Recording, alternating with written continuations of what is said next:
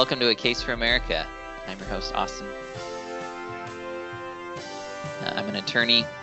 Love to work with the Constitution and with laws in our country. Michael is a numbers guy, data IT, does a lot of those things. And so we love talking about the things that make America the country that it is.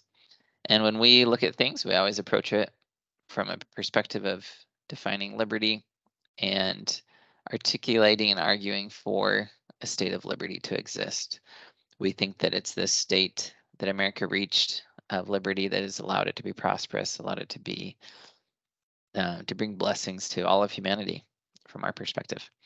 And it certainly hasn't been perfect, but we also believe one reason it hasn't been perfect is because there's a lot of imperfect people.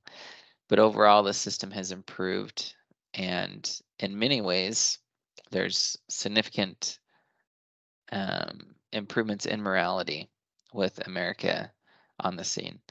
You know, we pulled out of slavery, we pulled out of a lot of racism, exclusion of groups and peoples, trying to be a far more open country where people are valued and respected.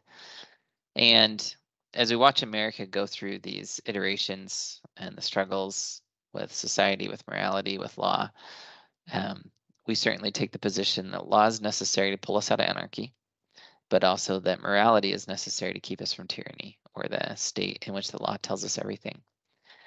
And so as a really fascinating case study of that, you could say, we have the 12th Amendment, which is what we're going to be talking about today. 12th Amendment, it's a little long. It's one that we won't read the whole thing here today, but to give a little background on it, when the Constitution was first set up, the electors who would vote for president with the Electoral College would vote on two candidates for president. And the presidents didn't run with a vice president like they do now. And out of the person that got the most votes for president from these electors, that person would be president if there was a majority.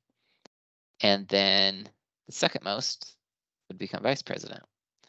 And so this resulted in a situation where the president and vice president could be from different political parties. And in addition, there was a tie in the election of 1800 really quickly in US history. And so with that, the states met and amended the Constitution to update a little bit about the Electoral College. They kept it in place, and we'll talk a little bit more about that in a minute here. But they updated it to say that the electors vote for a president and for vice president. And so instead of voting for just two people to be president, they'd vote separately for a president, vote separately for a vice president. And that made it so that the president and vice president could run together and get rid of the situation where the president and vice president were from different political parties.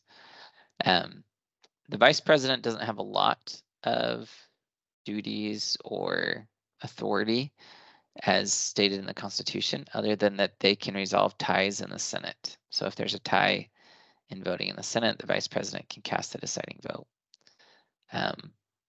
So potentially the vice president could be important. And that's happened a few times. We've actually seen that recently in American history with the tied Senate. But it's one that doesn't come up an incredible amount. And so, again, from the perspective of checks and balances, it's interesting to think about whether we would want a president from one party and a vice president from the other, if it produced a good system of checks and balances, or if it would produce a lot of conflict in America. And at the time, they didn't like the conflict. They didn't like how it turned out. Things were all great with George Washington. Most everyone agreed. He was unanimously elected by the electors as president. He had 93% of the popular vote, I think, in America at the time.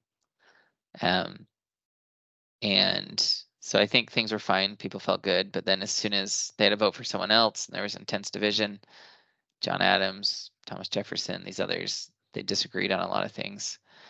And so, again, we often talk about the founders as a cohesive body, but they had a wide array of opinions among themselves.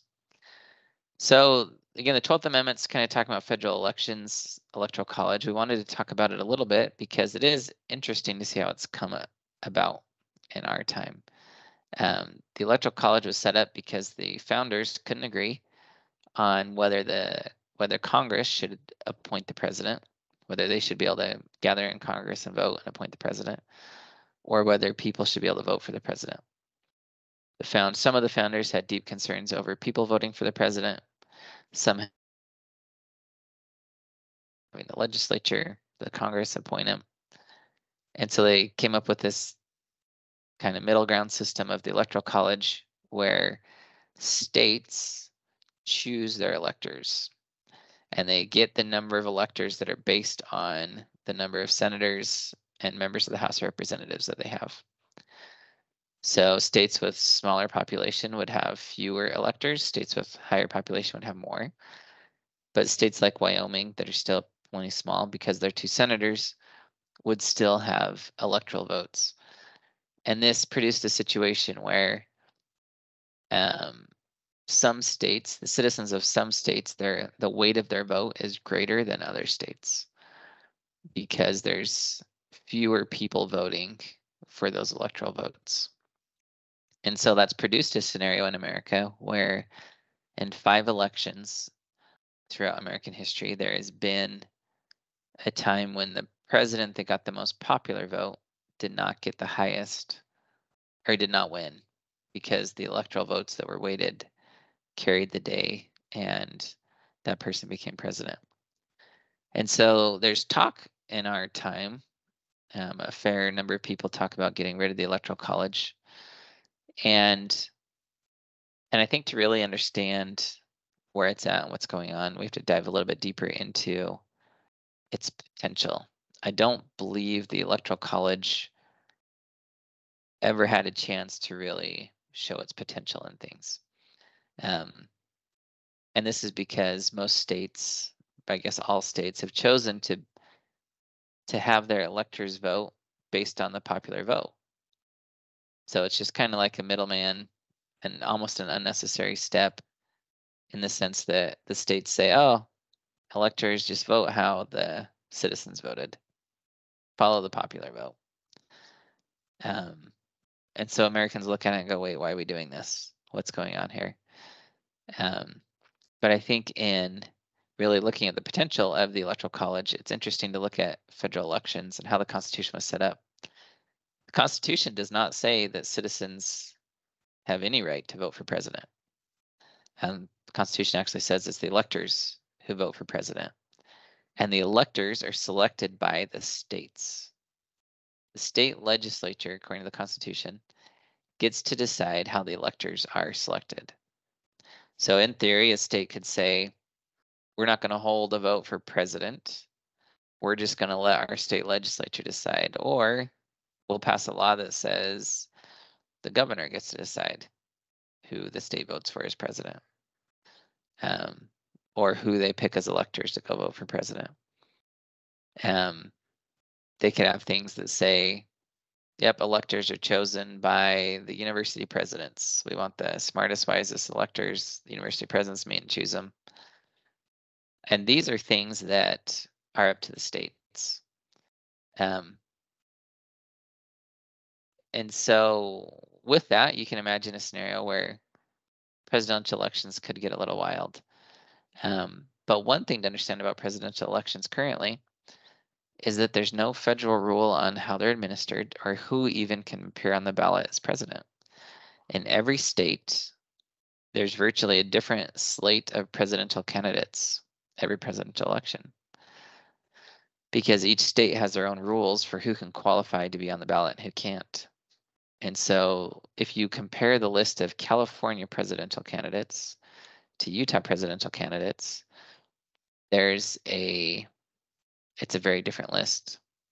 In California, it's a little bit easier to get on to run for president, and there's more options generally. Utah makes it a lot more difficult.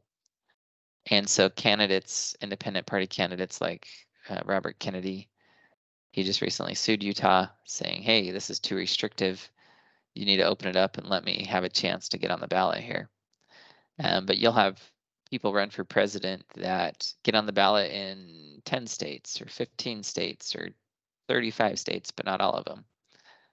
Because most states require you to get a certain number of signatures in those states in order to get on the ballot.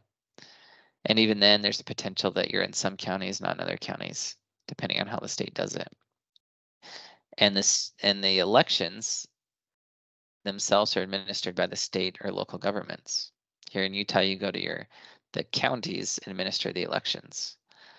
And so Salt Lake County, where I live, has their procedures, their things in place.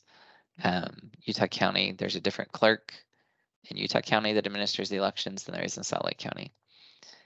And it's fascinating to look at the system in America where every state, every county potentially, or city, even depending on how the states set things up, get to decide the rules for who appears as a presidential candidate.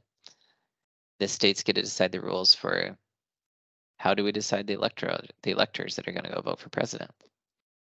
And so this system allowed for states to, if they wanted, to make a process that would push candidate selection to wise, good leaders if they wanted.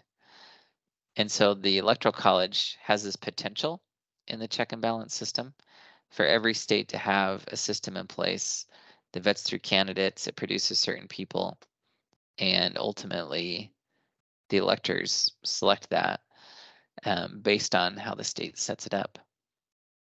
But to my knowledge, no state has chosen to pursue that potential. All the states just said, let's just ask the people who they want and tell the electors to vote for them, essentially. And so it's kind of funny that they set up this electoral college to try and get away from the popular vote. And then when they let the states and said, okay, states, now you decide how to do it, all the states said, popular vote. And so because of the way the states have rolled it out, it produces a scenario where we ask, well, is it any different really than popular vote? And again, 5 times in history, it has been different. You'll never get agreement on whether that was a good or a bad thing. If you like the presidential candidate that was chosen, you'll say it's a good thing the electoral college is in place. If you didn't like the candidate chosen, you might say it's a bad thing. And again, that's a simplification. I'm sure there's some people that would argue for it based on principle, but in general, that's how people look at it. And so the electoral college is this unique thing. The whole election system in America is a unique thing, or a unique thing. But it's one that gives a serious nod to this notion that states need to have a say in who the president's going to be, who the commander-in-chief of the armies is going to be. And again, the states so far have delegated that mostly to the people. I think there's 26 states that mandate by law that the electors follow the popular vote. There are the others, it's mainly mandated by custom/morality. It's not the law that they have to, but the electors chosen are selected based on the fact that they'll be loyal to what the people said and go vote accordingly. But it is, to me, it's helpful to look at to see what the founders were shooting for. It's helpful to say the states looked at it and said, we'll just go with the popular vote. We don't have as big of concerns as the founders have about popular vote. And again, not all the founders had concerns about popular vote. It was kind of a compromise thing, or very much a compromise thing. But when left to decide for themselves, all the states went that way. There are 2 states that have done a slightly different electoral college system, Maine and Nebraska, where they will actually split the electors based on the percent. So if 30% voted for one president, 70% voted for another, they might in some situations say, okay, 70% of our electors vote for this, 30% vote for that other candidate. And some people push for the electoral college to be that way, to get rid of the situation where the majority of people's vote is not followed. But as it stands, we have this unique system. And I know Trump in 2016 just said, well, I played the game right. I got the number of electors I needed, so it's appropriate I won. But it's interesting to look at how spread out the times are when the electoral college elected someone who was not the popular vote. I think it was 2016, year 2000, and then 3 or so times in the 1800s. But they were very spread out. The 1900s didn't have any times when the electoral college didn't follow the popular vote. So it's a decent anomaly, but one that some argue provides important checks and balances because it's not a direct vote by the people. As the states have written it, I don't currently see. I see very little to support that it's a serious check and balance because it follows the direct vote of the people. But Michael, I'm curious to hear your thoughts on the 12th Amendment or the Electoral College checks and balances, the number of these things. If you think it's working, if you think it's ancient relic, or kind of where that's at. Well, to your point about the states' rights, I think is pretty clear.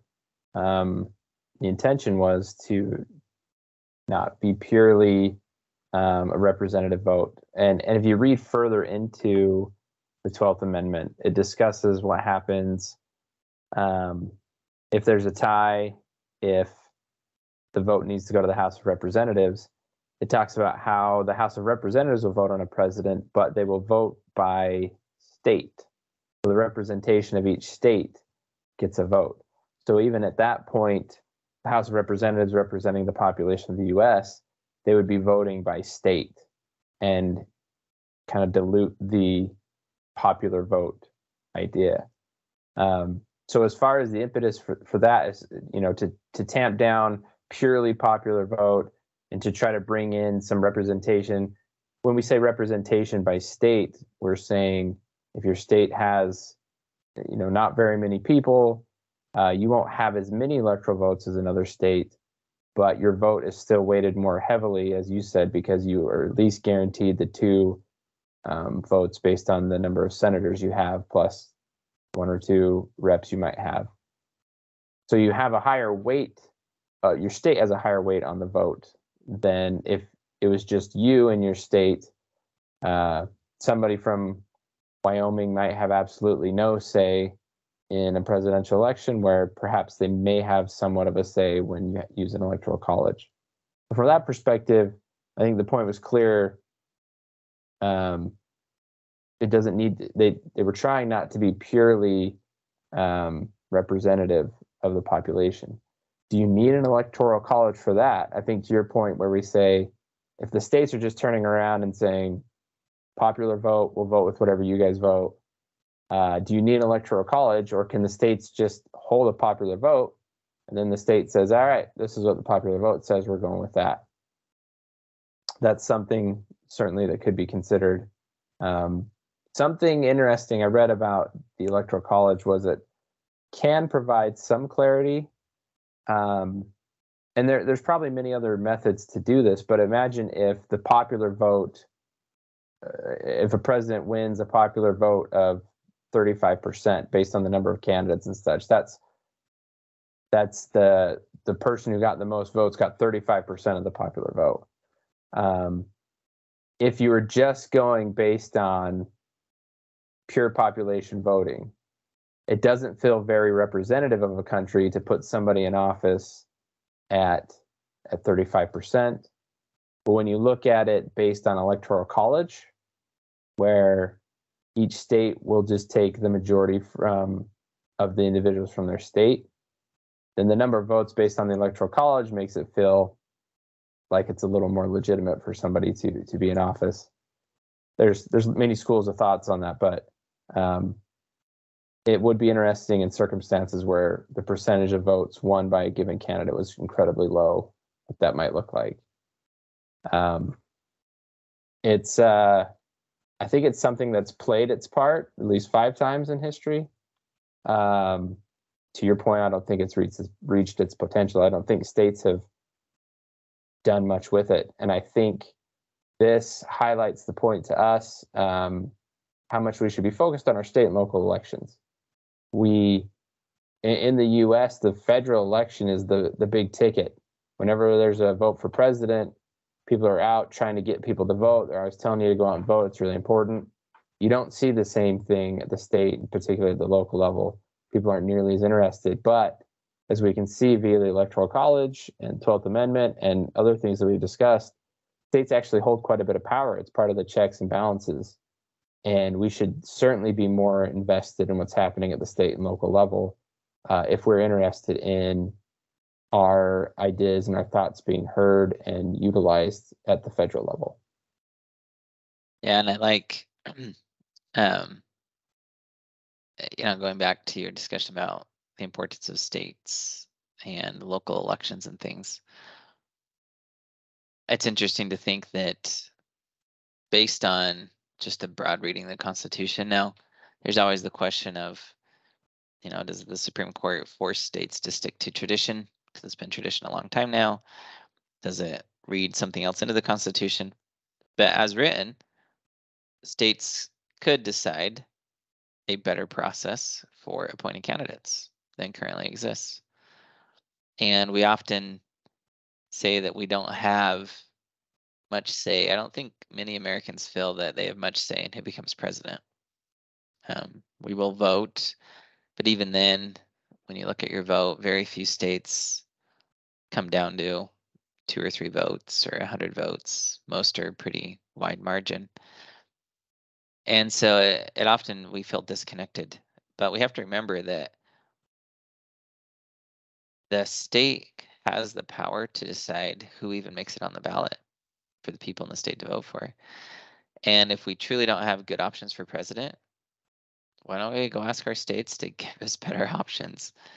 We have that power as people, and the states have the power. It's one of the things about the Electoral College is the states have the power to decide who gets voted on.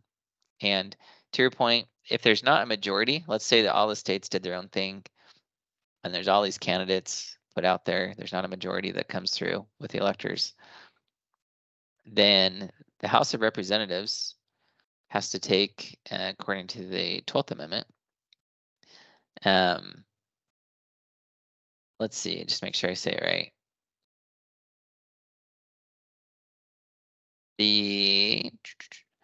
The House takes the top 3 and chooses from them. And you had mentioned how that's by state. What that means is California, all the representatives in California in the government can vote, but their only vote gets counted as 1. There's 50 votes at that point, and they get a vote for 1 person. Wyoming gets to vote for 1 person. So in that scenario, Wyoming becomes as powerful as California if there's not a majority that comes out from the Electoral College vote.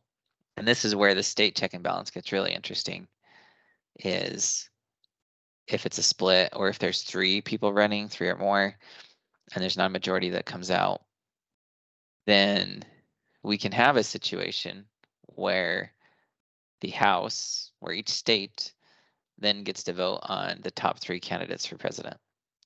And the interesting thing about that is that we don't have to go with the top 2 if the top 2 are considered to be, not great for America. Then we can get a 3rd candidate in there to be chosen by the House. The Senate chooses from the top 2 for vice president. So the Senate chooses the vice president in the event that there's not a majority. And so again, we could produce a situation where America could still come out with a situation where you have a candidate from one party and a candidate from another party as president, vice president. If the states opted to kind of to do something different than just the status quo. And this is something that you as a citizen, you can start to look at in your state. It's really interesting to start to look to say, is there a way to improve the presidential selection process? We have the Electoral College. And while some people don't like that, what the Electoral College allows at the state level is for you to get involved and push to have your state select people in a better way. From the morality perspective, I would say the states haven't waded into that again. We talked about this. They've just gone with the majority vote. And that's made America feel more like a democracy, where people feel they're democracy because it's majority vote, or a democratic republic. And, to be a purist, many refer to it as a constitutional republic. And the founders were always concerned about this, the majority rules principle. They're always worried about the majority becoming kind of tyrannical or trampling on the rights of the minority. But to me, the 12th Amendment and the Electoral College show that there's actually a lot more at play in our legal system here. And states wield a decent amount of power in how they do things. And they don't have to do things a certain way, but some of the requirements that exist are that states have to have whatever process in place before the election. So after an election, they can't just change it. But before an election, they can decide we're going to do things a certain way. And again, this includes even who can qualify to be on the ballot for president. And so right now, people are trying to disqualify Trump. There's lawsuits trying to disqualify Trump, claiming that he engaged in insurrection. Technically, states could pass their own state laws to say we don't put candidates on the ballot that do certain things. And the state has that option. They don't have to rely on the federal stuff. And that's up to the states. Now, many people have said they think that would be unpopular. They think people would be pretty upset. And this is kind of where the balance comes in of the people. Obviously, any solution you put in place for any situation has to be palatable to the people in order for it to really fly. And I think it also highlights the importance of having power at the state level rather than at a federal level, because we talk about, well, what if a state wants to do a certain thing? If the power is federated to multiple states, whatever one state does, if one state decides to kind of go rogue, or even one or two, their ability to do anything is kind of negated by that power being vested in all the other states. So one state looking to do something may look to what the other states are doing and say, is this going to work out for us, or is this just going to nullify any power we had in electing a president or whatever it might be? So there's wisdom in federating power among the states, because then the states have to vie with each other. How far can I go before all the states just turn against me and I lose all power, any power that I had? Or do I have to play by certain rules, get along with the other states in order to maintain some sort of ability and power? Yeah, it's a great point. And it is, again, it's fascinating to look. The founders gave the states the power to set the rules for presidential elections. And so they created a system where they said, all right, yeah, we're going to have potentially 13 different ways out there to appoint a president. And also, to your point, it's fascinating to watch how the states, in looking around at each other and deciding, well, do I have power, do I not? They all went to this place of saying, oh, we set up the system to avoid the popular vote, but look what everyone else is doing. We're going popular vote. And so people tell us who the electors should vote for because we didn't really come up with a better way to do it. And that's why I go back to saying, I don't think the potential with the Electoral College was really tapped into. I think it's an area that we could still really explore in America. And even it's interesting to your point about losing power as states. They've been passing a number of laws recently where the law says this only becomes effective if 8 or more states pass the same law, or if 15 or more states pass the same law. because they know that if they're the only state, they'll lose business or they'll lose people or whatever. But if you can get a whole lot of states signed on, then there's enough states that the businesses have to comply or whatnot, and they won't target just your state. And so even if people are pushing for certain changes to try and improve the electoral college, it could be on a system of, well, hey, state, it doesn't have to be effective unless we get other states to sign on. So you're not the lone wolf. You're not the crazy one. You know, we'll go persuade states, and the state can say, sure, if you can persuade others, we'd be on board too. And again, I'm not here. I don't have any particular solution that I've gone through, other than I get very tired of hearing people say, oh, just the two worst choices ever. I've heard that a lot over the past number of years. And I go, we have so many other choices. We have third parties running. Now, again, is it the same in every state? No. Could we make it the same in every state? Yeah, it's up to the states what they do. Could we get a system in place that produces better candidates? And could your state be a swing vote to make it so that no president gets a majority? It gets kicked to the House and they have to choose from the top three, and then we don't have to take the two bad ones. That's an option too. There's so many things you can look at here to say that we're not just stuck. And the founders, I think, were wise enough to create a system where we weren't just stuck with one way. Because if something was bad, the electoral college and the power to the states gave the states to do something, gave the states power to do something about it. And that's one thing I like about the electoral college is, again, looking at it right now, it's kind of a formality. It's a rubber stamp. It doesn't do a whole lot. And I'm not saying it doesn't do anything, but it doesn't do a whole lot. But I think it could. And that is an area that when we look at our country and our politics, I always like to look for things to say, is there something I can do? Can I improve this scenario? Do I really have to sit here going, oh, you know, it's the lesser of two evils? Or can I go out and be creative and do something about it? So that to us is a little bit about the 12th Amendment, a little bit maybe of what the founders were looking at. And I really like your point, Michael, of one, decentralizing it makes it so if there is a crazy state that does something wild, they get nullified by the other states. No one state can pull it off by themselves. But two, states don't have to put up with the current system, and they can work together to create something better. And three, I think the last point would just be, it's very important to keep federal elections at the state or local level, where we have more say or control in what happens, as opposed to just a big system where suddenly we're Russia and Putin's running again and everyone knows Putin will be elected.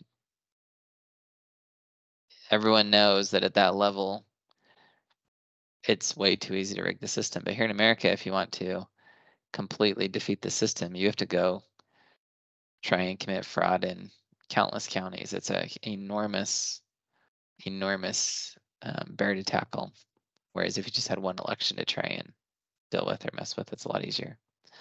So these are things that serve as important checks and balances in America, and I believe have really helped us maintain some semblance of good and order as we work through things, even if the potential's not been fully realized. So thanks for being with us today. This is a shorter one talking about the 12th Amendment, but we appreciate you joining us, and we look forward to discussing some of the further amendments in coming episodes with you. Thanks so much.